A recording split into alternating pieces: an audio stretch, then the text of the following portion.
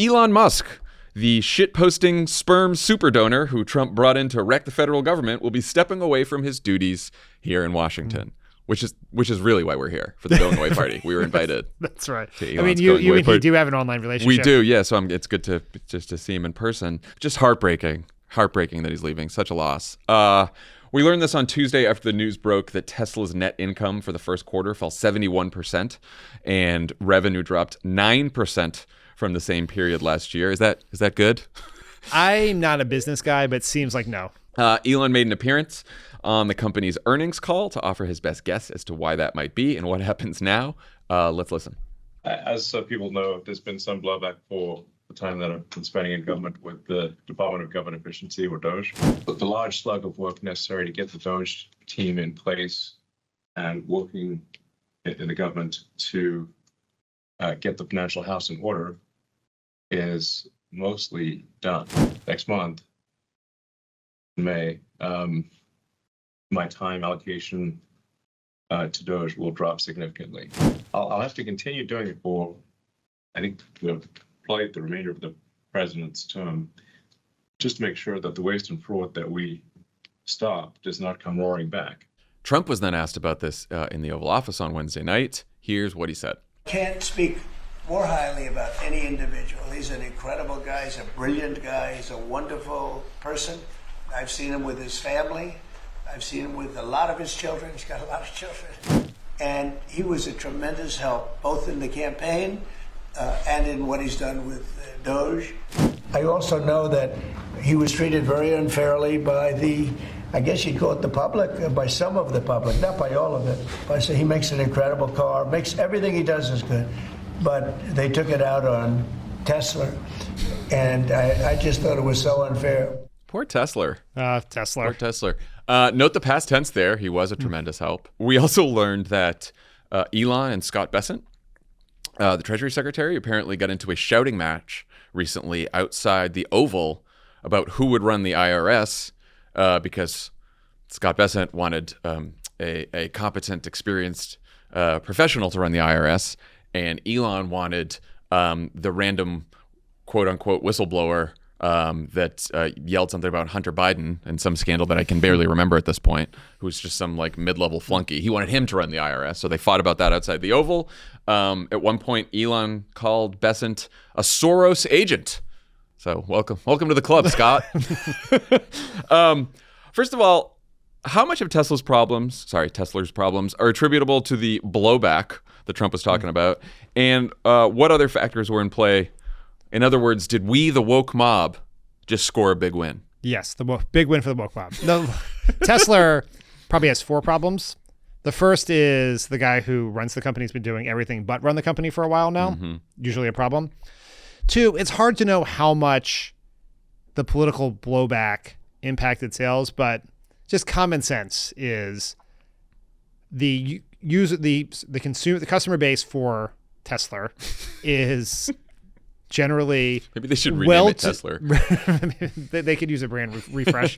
Is generally well-to-do, climate-conscious liberals. People who probably aren't super into buying cars from a company run by a guy tweeting about replacement theory at 3 a.m. Yeah, these are the people who crawled across glass to vote for Susan Crawford in Wisconsin. Yes, exactly. 3 is the tariffs. They mentioned this in the call.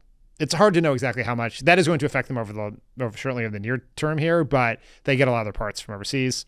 And the last thing is there's more competition in the EV market. There are just more companies making better cars. And so if you have a choice between 2 pretty good EVs of similar price, are you really going to pick the one from Elon Musk? Maybe not. Well, and I think especially orders for Tesla from Europe were way down. Yeah, this is true both at home and abroad. Europeans, you think we're mad at Elon. They're pretty mad because he goes over there and he's like, hey, what about the Nazis?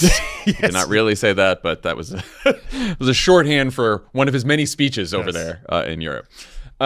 What do you make of Elon's departure? On the one hand, it was kind of expected. He was designated a special government employee, which you can only be for a certain amount of time. But if you're longer than that, then it triggers disclosure, ethics stuff, all the stuff that Elon would want to avoid. So we knew he was going to leave at some point. But, on the other hand, Trump's, cabinet and most Americans have really come to dislike Elon. So what do you think? It's weird that the American people and Pete Hegseth can agree on something. I think it's a pretty big deal. First, I think it's worth saying, is he really leaving? Like, yeah. When companies have a very bad quarter, they tend to want to announce something on the earnings call that suggests they have a plan to fix the problem. And so Elon saying he's returning, he's getting out of government, coming back, solves the political backlash problem and the problem of the absentee landlord at Tesla. And so that is a reason to minimize the market fallout right after the earnings call. And it actually, I think in this case, did a little bit solve some of those problems. So is he really leaving? He's not a super honest guy. I don't know. But if he is leaving, I do think this is the functional end of DOGE. Who else is going to have the power to actually do the things he's doing, right? To bully cabinet secretaries. So poorly. Yeah, doing absolutely poorly. Like everything he's doing it's incompetent, but it is severe. And it's very hard to get severe cuts in Washington. And he's able to do those in the worst way possible. Don't get me wrong, because he is more powerful, more powerful globally and more influential with Trump than anyone who serves in his cabinet. But if there's someone else running DOGE, like what flunky is going to be able to end run Scott Bessant to Donald Trump? No one. We should also take a look at a DOGE report card here. Elon, he originally set out to, he said he could find $2 trillion in savings, $2 trillion. Then he cut that down to $1 trillion.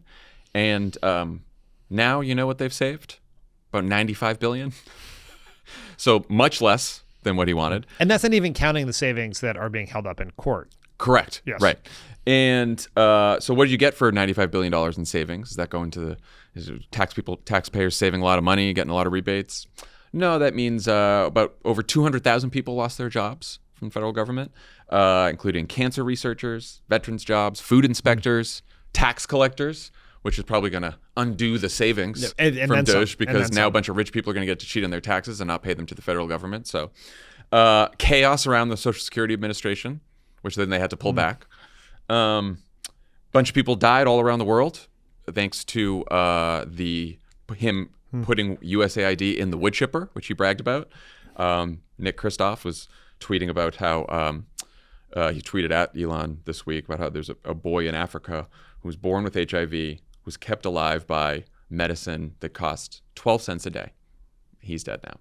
And you can look, there's reports of this all over the world. People have already died because of this. More people will die because of medicine that we took away and food that we took away that cost pennies a day.